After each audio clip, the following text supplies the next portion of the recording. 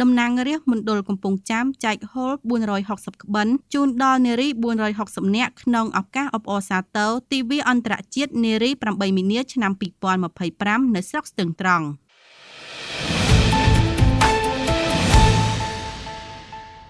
លោកជំទាវ កលធារិនអ្នកតំណាងរាស្ត្រមណ្ឌលកំពង់ចាមនិងជាអនុប្រធានក្រុមការងារចុះមូលដ្ឋានស្រុកស្ទឹងត្រង់ចែកហូល460ក្បិនជូនដល់នារីចំនួន460នាក់ក្នុងឱកាសប្រារព្ធពិធីអបអរសាទរខួបអនុស្សាវរីយ៍លើកទី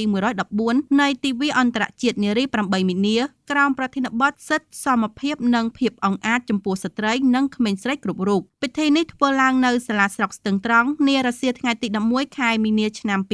2025ក្រោមអធិបតីភាពអាយុដំហួតហៈរដ្ឋមន្ត្រីក្រសួងទេសចរនិងជាប្រធានក្រុមការងាររដ្ឋាភិបាលចុះមូលដ្ឋានស្រុកស្ទឹងត្រង់នេះឱកាសនោះលោកជំទាវ កលធារិនបានថ្លែងថាសម្រាប់ឆ្នាំនេះទិវាអន្តរជាតិនារី8មីនានៅប្រទេសកម្ពុជាត្រូវបានរៀបចំឡើងក្រោមប្រធានបទស្តីពីសិទ្ធិសមភាពនិងភាពអង្អាចចំពោះស្ត្រីនិងក្មេងស្រីគ្រប់រូបសម្រាប់ជាគោលគំនិតក្នុងការពិភាក្សានិងជួយពង្រឹងការអប់រំចំពោះយុវវ័យនៅក្នុងសង្គមក៏ដូចជាដើម្បីដាស់តឿននិងកែលម្អឥរិយាបថរបស់យុវវ័យអាយុដំរដ្ឋមន្ត្រីហួតហៈបានមានប្រសាសន៍ក្នុងឱកាសនោះថាគិតមកដល់ពេលនេះជ័យជំនះនៃការតស៊ូរបស់ស្ត្រីក្នុងការរំដោះខ្លួនចេញពីការរើសអើងនៅក្នុងសង្គមមានរយៈពេល114ឆ្នាំមកហើយដែលស្ទើរគ្រប់ប្រទេសនៅលើសកលលោកបានប្រារព្ធខួបអបអរសាទររំលឹកឡើងវិញនៅជ័យជំនះនេះការរំលឹកអំពីការតស៊ូនិងជ័យជំនះនេះបានក្លាយទៅជាទិវាអន្តរជាតិនារីនៅលើសកលលោកដែលត្រូវបានកំណត់យកថ្ងៃ8មីនា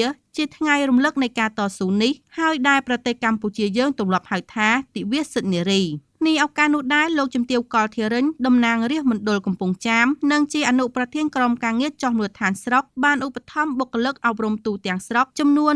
460នាក់ក្នុងម្នាក់ទទួលបានហូលមួយក្បិននិងឧបត្ថម្ភក្រមាចំនួន92ក្រមាជូនរដ្ឋបាលស្រុកអាយុដំហួតហៈនិងលោកជំទាវក៏បានឧបត្ថម្ភថវិកា5លាន25ម៉ឺនរៀលជូនរដ្ឋបាលស្រុកសម្រាប់រៀបចំអំណោយក្នុងកម្មវិធីផងដែរ